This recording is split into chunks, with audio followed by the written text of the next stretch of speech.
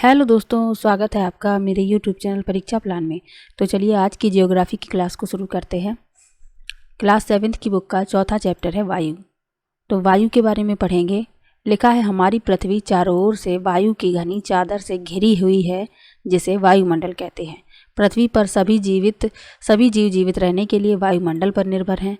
यह हमें सांस लेने के लिए वायु प्रदान करता है एवं सूर्य की किरणों के हानिकारक प्रभाव से हमारी रक्षा करता है। यदि सुरक्षा की यह चादर ना हो तो हम दिन के समय सूर्य की गर्मी से तप्त होकर जल सकते हैं एवं रात के समय ठंड से जम सकते हैं। अतः यह वह वायु राशि है जिसने पृथ्वी के तापमान को रहने योग्य बनाया है।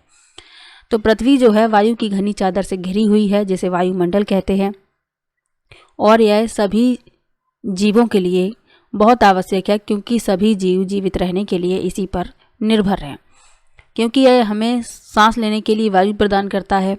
इसके अलावा सूर्य की हानिकारक किरणों से बचाता है। रात के समय भी ये हमें अत्यधिक ठंड से बचाता है, क्योंकि ये अगर ना हो तो रात्रि के समय इतनी सर्दी पड़ेगी कि हम लोग जम जाएंगे।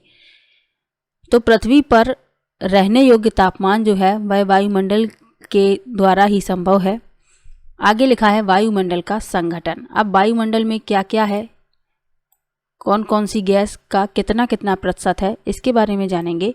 तो लिखा है क्या आप जानते हैं कि जिस वायु का उपयोग हम सांस लेने के लिए करते हैं वास्तव में वह अनेक गैसों का मिश्रण होती है। नाइट्रोजन तथा ऑक्सीजन ऐसी दो गैसें हैं जिनसे वायुमंडल का बड़ा भाग बना है।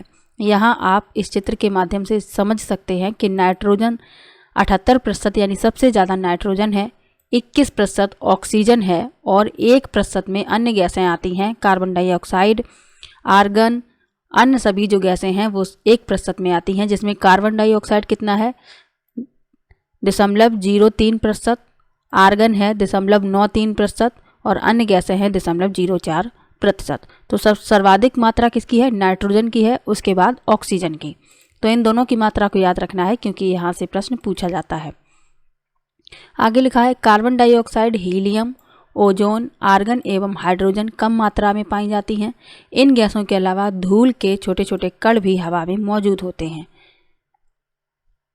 नाइट्रोजन वायु में सर्वाधिक पाई जाने वाली गैस है। जब हम सांस लेते हैं तब फेफड़ों में कुछ नाइट्रोजन भी ले लेते हैं और फिर उसे बाहर निकाल देते हैं, परंतु पौधों को अपने जीवन के लिए नाइट्रोजन की आवश्यकता होती है। वे सीधे वायु से नाइट्रोजन नहीं ले पाते। मृदा तथा कुछ पौधों की जड़ों में रहने वाले जीवाणु वायु से नाइट्रोजन लेकर इसका स्वरूप बदल देते हैं, जिससे पौधे उसका प्रयोग कर सकें। आगे लिखा है ऑक्सीजन वायु में प्रचुरता से मिलने वाली दूसरी गैस है। मनुष्य तथा पशु सांस लेने में वायु से ऑक्सीजन प्राप्त करते हैं। हरे पादप प्रकाश संश्लेषण द्वारा ऑक्सीजन उत्पन्न करते हैं। इस प्रकार वायु में ऑक्सीजन की मात्रा समान बनी रहती है। यदि हम वृक्ष काटते हैं तो यह संतुलन बिगड़ जाता है। इसीलिए वृक्षों को काटना नहीं चाहिए, बल्कि हमें और अधिक से अधिक वृक्ष लगाने चाहिए। आगे लिखा है कार्बन डाइऑक्साइड अन्य महत्वपूर्ण गैस है। हरे पादप अपने भोजन के रूप में कार्बन डाइऑक्साइड का प्रयोग करते हैं और ऑक्सीजन वापस देते हैं। मनुष्य और पशु कार्बन डाइऑक्साइड बाहर निकालते हैं। मनुष्यों तथा पशुओं द्वारा छोड़ी जाने वाली कार्बन डाइऑक्साइड की मात्रा पादपों द्वारा प्रयोग की जाने वाली गैस के बराबर होती है, जिससे यह संतुलन बना रहता है। परंतु यह संतुलन कोयला तथा खनिज तेल आदि ईंधनों के जलाने से गड़बड़ा जाता है। वे वायुमंडल में प्रतिवर्ष करोड़ों टन कार्बन डाइऑक्साइड की बढ़ोतरी करते हैं। परिणाम स्वरूप कार्बन डाइऑक्साइड का बढ़ा हुआ आयतन पृथ्वी पर मौसम तथा जलवायु को प्रभावित करता है। तो कार्बन डाइऑक्साइड की बढ़ती हुई मात्रा मौसम तथा जलवायु दोनों को ही प्रभावित करती है। यहाँ एक महत्वपूर्ण तथ्य लिखा हुआ है, तो चलिए इसको भी पढ़ लेते हैं। यहाँ लिखा है कार्बन डाइऑक्साइड वायुमंडल में फैलकर पृथ्वी से विकिरित ऊष्मा को पृथ्वी पर रोककर ग्रीन हाउस प्रभाव पैदा करती है, इसलिए इसे ग्रीन हाउस गैस भी कहते हैं। और इसके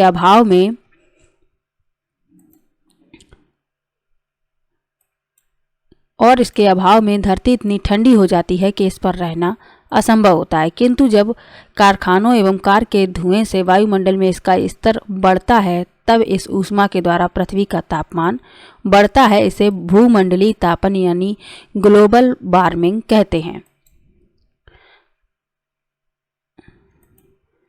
तापमान में इस वृद्धि के कारण पृथ्वी के सबसे ठंडे प्रदेश में जमी हुई बर्फ पिघलती है, जिसके परिणाम स्वरूप समुद्र के जल स्तर में वृद्धि होती है, जिससे तटीय क्षेत्रों में बाढ़ आ जाती है। दीर्घ अवधि में इसके कारण जलवायु में अत्यधिक परिवर्तन हो सकता है, जिसके फलस्वरूप कुछ पौधे एवं पशु लुप्त हो।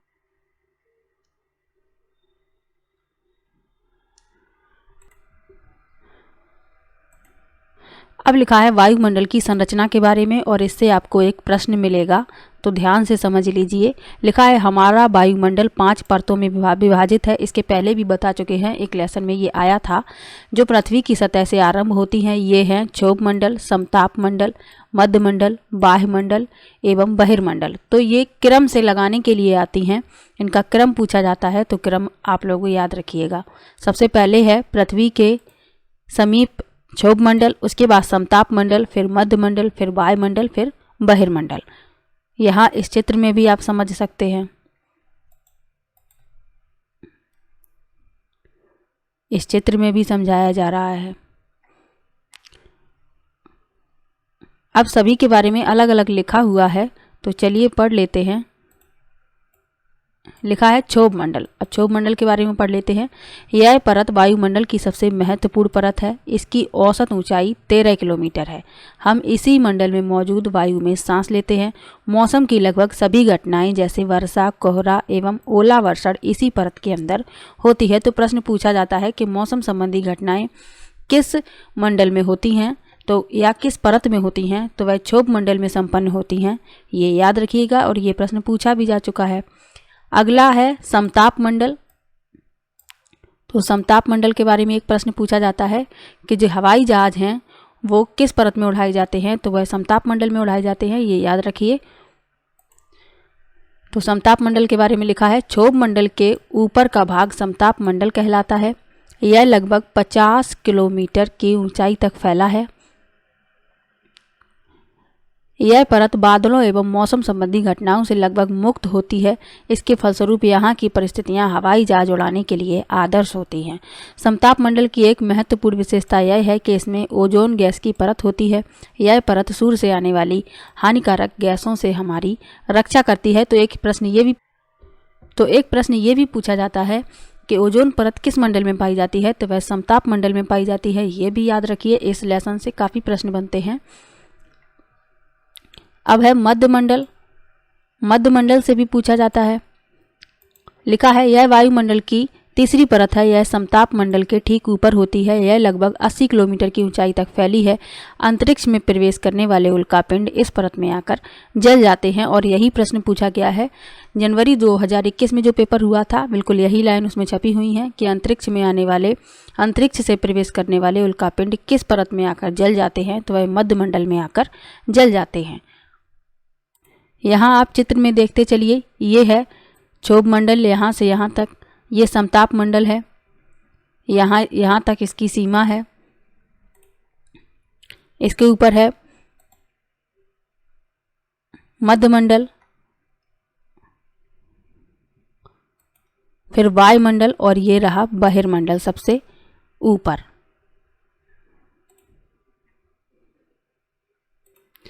अब पढ़ेंगे वायुमंडल के बारे में।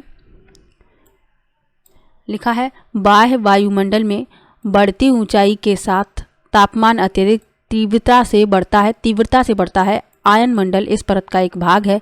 यह 80 से 400 किलोमीटर तक फैला है। रेडियो संचार के लिए इस परत का प्रयोग किया जाता है। तो यही प्रश्न पूछा जाता है कि रेडियो संचार के लिए किस परत का उपयोग किया जाता है, तो बाह्यमंडल का प्रयोग किया जाता है। पृथ्वी से प्रसारित रेडियो तरंगें इस परत द्वारा पुनः पृथ्वी पर परावर्तित कर दी जाती हैं।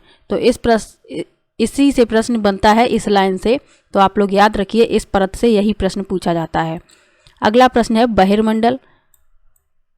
तो बहिर्मंडल के बारे में पढ़ लेते हैं। लिखा है वायुमंडल की सबसे ऊपरी परत को बहिर्मंडल के नाम से जाना जाता है। यह वायु की पतली परत होती है। हल्की गैसें जैसे हीलियम एवं हाइड्रोजन यहीं से अंतरिक्ष में तैरती रहती हैं। तो जो भी प्रश्न बनते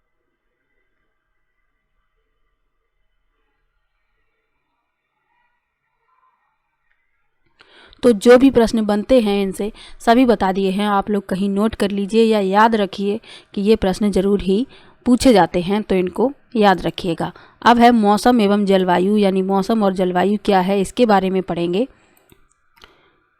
लिखा है, क्या आज वर्षा होगी, क्या आज दिन साफ होगा और धूप निकलेगी। कितनी ही बार हमने क्रिकेट प्रेमियों के मुंह से एक दिवसीय मैच के भविष्य पर अनुमान लगाते सुना होगा। यदि हम कल्पना करें कि हमारा शरीर एक रेडियो और मस्तिष्क उसके स्पीकर हैं, तो मौसम वह है जो इसके नियंत्रण बटनों से छेड़छाड़ करता रहता है। मौसम वायुमंडल की प्रत्येक घंटे तथा दिन प्रतिदिन की स्थिति होती है। आर्द्र एवं गर्म मौसम किसी को भी चिड़चिड़ा बना सकता है। अच्छा हवादार मौसम हमें आनंद देता है और हम घूमने की योजना भी बना सकते हैं। मौसम नाटकीय रूप से दिन प्रतिदिन बदलता रहता है, किंतु दीर्घकाल में किसी स्थान का औसत मौसम उस स्थान की जलवायु बताता है। क्या अब आप समझ गए कि मौसम का दैनिक पूर्वानुमान क्यों करते हैं? यानी कि मौसम का तो पूर्वानुमान लगा सकते हैं कि आज का मौसम कैसे रहने वाला है, आज बारिश होने वाली है या बादल रहने वाला है, लेकिन जो जलवायु है वह किसी स्थान का दीर्घकाल में किसी स्थान का औसत मौसम होता है, तो वह जलवायु कहलाती है। इसका पूर्वानुमान नहीं लगाया जा सकता। अब तापमान के बारे में पढ़ लेते हैं।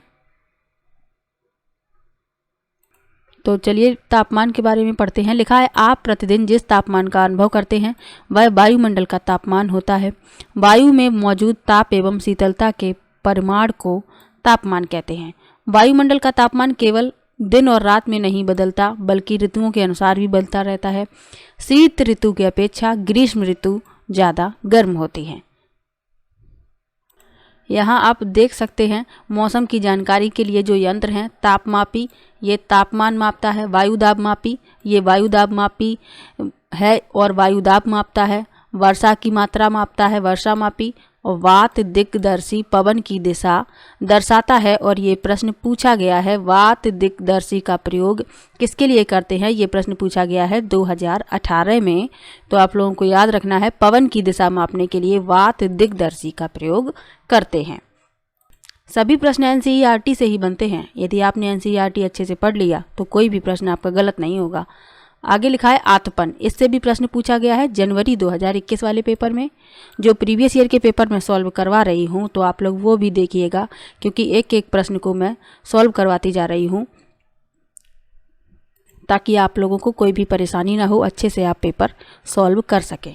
तो यहाँ से भी ये प्रश्न पूछा गया है। लिखा है, आतपन एक महत्वपूर्ण कारक है जो तापमान के वितरण को प्रभावित करता है। सूर्य से आने वाली वह ऊर्जा जिसे पृथ्वी रोक लेती है आतपन कहलाता है। तो प्रश्न पूछा गया है कि आतपन क्या है, तो सौर ऊर्जा है।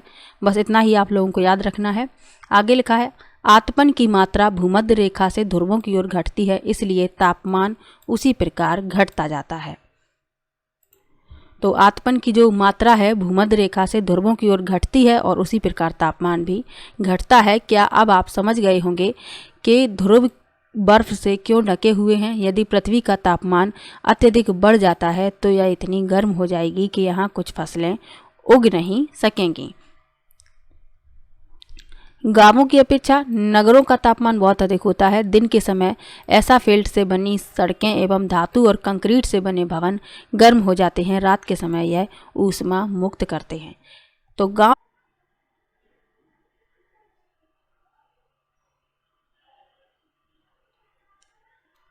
गांव जो है नगर की अपेक्षा ठंडे होते हैं, क्योंकि नगरों में फैक्ट्रियां भी होती हैं, अधिक वहाँ वाहन चलते हैं और इमारतें जो हैं धातु और कंक्रीट की होती हैं, सड़कें भी बनी होती हैं एसाफेल्ट से। तो क्या होता है, ये रात्रि के समय ऊष्मा मुक्त करती हैं, इसीलिए नगर जो है अधिक गर्म होते हैं गांवों की अपेक्षा। आगे लिखा है, नगर के भीड़ वाले ऊंचे भवन गर्म वायु को रोक लेते हैं, जिससे नगरों का तापमान बढ़ जाता है। तो जो ऊंची इमारतें होती हैं ये गर्म वायु को रोक लेती हैं, इसीलिए और नगरों का तापमान बढ़ जाता है। अब यहाँ पर लिखा है, क्या आप जानते हैं, महत्वपूर्ण तथ्य है। लिखा है, तापमान को मापने की मानक इकाई डिग्री सेल्सियस है। इसका आविष्कार एंडर्स सेल्सियस ने किया था। सेल्सियस पैमाने पर जल 0 डिग्री सेल्सियस पर जमता है एवं 100 डिग्री सेल्सियस पर उबलता है। तो ये दोनों बातें आपको याद रखनी है। पानी जो है 0 डिग्री सेल्सियस पर जम जाता है और 100 डिग्री सेल्सियस पर उबलने यानी खौलने लगता है। अब पढ़ेंगे वायु दाब के बारे में। लिखा है, यह जानकर आपको आश्चर्य होगा कि वायु हमारे शरीर पर उच्च दाब के साथ बल लगाती है, किंतु हम इसका अनुभव नहीं करते। यह इसलिए होता है क्योंकि वायु का दाब हमारे ऊपर सभी दिशाओं से लगता है और हमारा शरीर विपरीत बल लगाता है। पृथ्वी की सतह पर वायु के भार द्वारा लगाया गया दाब वायु दाब कहलाता है। वायुमंडल में ऊपर की ओर जाने पर दाब तेजी से गिरने लगता है। समुद्र स्तर पर वायु दाब सर्वाधिक होता है। यानी वायुमंडल में जब ऊपर की ओर जाते हैं तो दाब जो है घट जाता है, घटता जाता है, और समुद्र स्तर पर क्या होता है, वायु दाब सर्वाधिक होता है, और ऊंचाई पर जाने पर यह घटता जाता है। वायु दाब का क्षैतिज वितरण किसी स्थान पर उपस्थित वायु के ताप द्वारा प्रभावित होता है। अधिक तापमान वाले क्षेत्रों में वायु गर्म होकर ऊपर उठती है, यह निम्न दाब क्षेत्र बनाता है। निम्न दाब बादल युक्त आकाश एवं नम मौसम के साथ जुड़ा है। तो आपको याद रखना है, जहां तापमान अधिक होगा वहां पर वायु दाब क्या होगा, निम्न होगा। आगे लिखा है, कम तापमान वाले क्षेत्रों की वायु ठंडी होती है, इसके फलस्वरूप यह भारी होती है। भारी वायु निमज्जित होकर उच्च दाब क्षेत्र बनाती है। यानी कि जहां तापमान कम होगा वहां पर वायु दाब उच्च होगा। ये दोनों बातें आपको याद रखनी है। उच्च दाब के कारण स्पष्ट एवं स्वच्छ आकाश होता है। आगे लिखा है, वायु सदैव उच्च दाब क्षेत्र से निम्न दाब क्षेत्र की ओर गमन करती है। ये बात याद रखनी है, यहाँ से प्रश्न पूछा जाता है। तो वायु जो है हमेशा उच्च दाब से निम्न दाब की ओर जाती है। वायु की दिशा को आप लोगों को याद रखना है। अब यहाँ एक महत्वपूर्ण तथ्य है, इसको भी पढ़ लेते हैं। लिखा है, क्या आप जानते हैं कि चांद पर वायु नहीं है, अतएव वहाँ वायुदाब भी नहीं है। यानी कि जहाँ वायु नहीं है तो वायुदाब भी नहीं होगा। तो चांद पर ना वायु है ना वायुदाब है। अंतरिक्ष यात्री जब चांद पर जाते हैं तो वे विशेष रूप से सुरक्षित हवा से भरी हुई अंतरिक्ष पोशाक पहनते हैं। यदि वे इस अंतरिक्ष पोशाक को ना पहने तो अंतरिक्ष यात्रियों द्वारा विपरीत बल लगने के कारण उनकी रक्त सिराएं फट सकती हैं, जिससे अंतरिक्ष यात्री रक्त स्रावित हो सकते हैं। तो इसलिए जो यात्री जो हैं चांद पर जाते हैं तो एक विशेष प्रकार की पोशाक होती है, उसे पहनकर वो चांद पर जाते हैं। आगे लिखा हुआ है, क्या आप जानते हैं पवन का नाम उसके आने की दिशा के आधार पर निर्धारित होता है। उदाहरण के लिए पश्चिम से आने वाली पवन को पछुआ पवन कहते हैं और पूर्व से आने वाली पवन को पूर्वी पवन कहते हैं। तो पवन के नाम किस प्रकार निर्धारित होते हैं इसके बारे में पढ़ लिया, पवन के बारे में पढ़ लेते हैं। लिखा है, उच्च दाब क्षेत्र से निम्न दाब क्षेत्र की ओर वायु की गति को पवन कहते हैं। आप पवन को काम करते देख सकते हैं जब यह सड़क पर गिरी पत्तियों को उड़ाती अथवा तूफान के समय पेड़ों को उखाड़ देती है। कभी कभी जब पवन धीरे बहती है तो आप इसे महीन धूल या धुएं को उड़ाते देख सकते हैं। कभी कभी पवन इतनी तेज होती है कि इसके विपरीत दिशा में चलना कठिन हो जाता है। आपने अवश्य अनुभव किया होगा कि तेज पवन में छाता लेकर चलना आसान नहीं है। 3 अन्य उदाहरण सोचिए जब तेज पवन के कारण आपके लिए समस्या उत्पन्न हुई हो। पवन को मुख्यतः 3 प्रकारों में विभाजित किया जाता है। तो पवन के 3 प्रकार हैं, कौन कौन से हैं? स्थानीय पवनें, मौसमी पवनें और स्थायी पवनें। तो पहले स्थायी पवन लिखा है, फिर मौसमी, फिर स्थानीय। तो स्थायी पवन किसे कहते हैं, चलिए पढ़ लेते हैं। लिखा है, व्यापारिक पश्चिमी एवं पूर्वी पवनें स्थायी पवनें हैं। ये वर्ष भर लगातार निश्चित दिशा में चलती रहती हैं। तो जो व्यापारिक पश्चिमी और पूर्वी पवनें हैं इनकी दिशा नहीं बदलती, ये वर्ष भर लगातार एक ही दिशा में चलती हैं, इन्हें स्थायी पवनें कहते हैं। मौसमी पवनें कौन सी हैं? ये पवनें विभिन्न ऋतुओं में अपनी दिशा बदलती रहती हैं। उदाहरण के लिए भारत में मानसूनी पवनें। तो जो अपनी दिशा बदलने वह मौसमी पवनें होती हैं। स्थानीय पवनें कौन सी हैं? ये पवनें किसी छोटे क्षेत्र में वर्ष या दिन के किसी विशेष समय में चलती हैं। उदाहरण के लिए स्थल एवं समुद्र समीर। क्या आपको भारत के उत्तरी क्षेत्र की गर्म एवं शुष्क स्थानीय पवन याद है? इसे लू कहते हैं। तो लू भी स्थानीय पवन है। ये कहाँ पर चलती है? भारत के उत्तरी क्षेत्र की गर्म एवं शुष्क पवन है। इसका नाम याद रखिएगा, लू। अब यहाँ चक्रवात के बारे में लिखा हुआ है, प्राकृतिक आवेश। तो इसको पढ़ लीजिए, पढ़ना आवश्यक है, समझ भी लीजिए। लिखा है, भारत के पूर्वी समुद्री तट पर स्थित उड़ीसा में बंगाल की खाड़ी से उठने वाले चक्रवातों का खतरा बना रहता है। 17-18 अक्टूबर 1999 को राज्य के 5 जिलों में चक्रवात आया। 29 अक्टूबर 1999 को एक अन्य महाचक्रवात आया जिसने राज्य के एक बड़े भाग में तबाही मचाई। मुख्यतः पवन का वेग, वर्षा तथा ज्वारी प्रोत्कर्ष से हानियां हुई। 260 किलोमीटर प्रति घंटे के वेग वाली पवन 36 घंटे से भी ज़्यादा समय तक चलती रही। तीव्र वेग वाली इस पवन ने पेड़ों को उखाड़ दिया और कच्चे घरों को नष्ट कर दिया। अनेक औद्योगिक भवनों तथा अन्य घरों की छतें भी उड़ गईं। विद्युत आपूर्ति एवं टेलीफोन लाइनें पूरी तरह से कट गईं। चक्रवात के फलस्वरूप लगातार 3 दिनों तक भारी बारिश होती रही। इस वर्षा के कारण ओडिशा की प्रमुख नदियों में बाढ़ आ गई। चक्रवाती पवनों के कारण उठी ज्वारी तरंगें स्थल पर 20 किलोमीटर तक आ गईं और फलस्वरूप तटीय क्षेत्रों में भयानक तबाही हुई। अचानक से 7 से 10 मीटर ऊंची ज्वारी तरंगें आ गईं, जिसके कारण तैयार खड़ी धान की फसल पूरी तरह से नष्ट हो गई। यहाँ इस चित्र में दिखाया गया है कि किस तरीके से विनाश हुआ है। पेड़ जो थे वो उखड़ गए, जो कच्चे घर थे वो बह गए। आगे लिखा है 25 अक्टूबर 1999 को पूर्वी पोर्ट ब्लेयर के निकट थाईलैंड की खाड़ी में अवदाब के कारण यह चक्रवात उत्पन्न हुआ और यह धीरे धीरे उत्तर पश्चिमी दिशा में बढ़ने लगा। गहन होकर इसने महाचक्रवात का रूप धारण कर लिया और 29 अक्टूबर को सुबह 10:30 बजे ओडिशा के एरेसामा एवं बालीकुडा के बीच के क्षेत्रों को प्रभावित किया।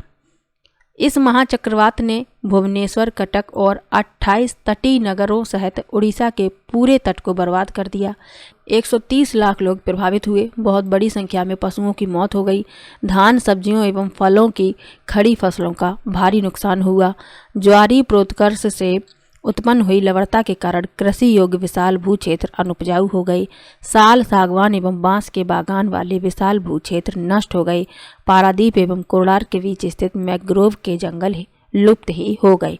तो आप लोग देख सकते हैं कितना विनाश हुआ था जब उस समय चक्रवात आया था। अब लिखा है आर्द्रता के बारे में, तो चलिए आर्द्रता के बारे में भी पढ़ लेते हैं। जहाँ जहाँ से प्रश्न बनेंगे मैंने बता दिया है और आगे भी बताती चलूँगी कि यहाँ से प्रश्न बनते हैं, तो उसे आप लोग याद रखिएगा।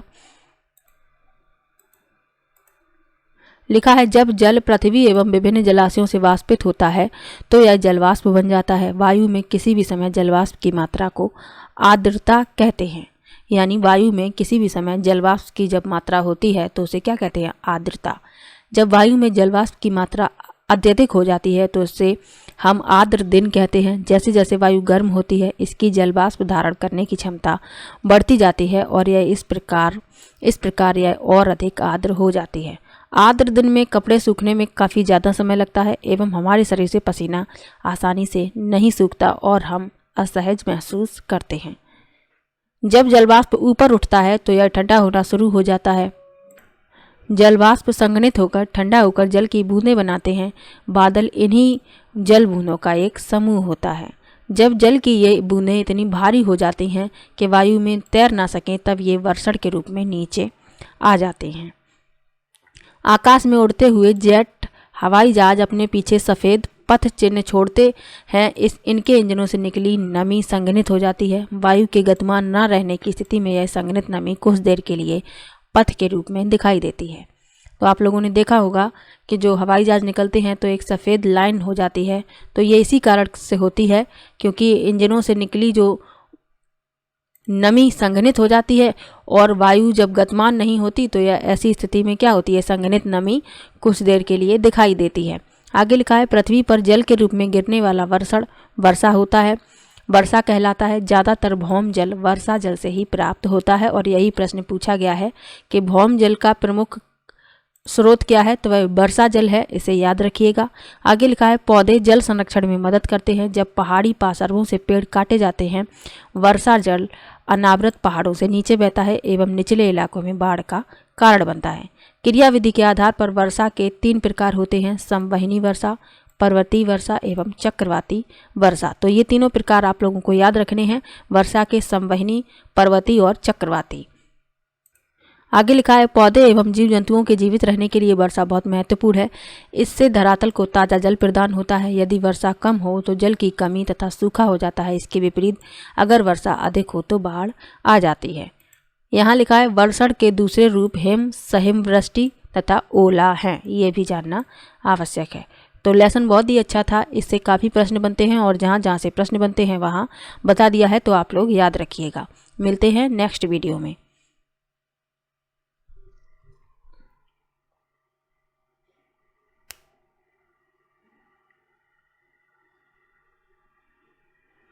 तो वीडियो कैसा लगा कमेंट बॉक्स में ज़रूर बताइएगा। वीडियो को लाइक कीजिए, शेयर कीजिए और चैनल को सब्सक्राइब कर लीजिए। मिलते हैं नेक्स्ट वीडियो में, तब तक के लिए बाय बाय।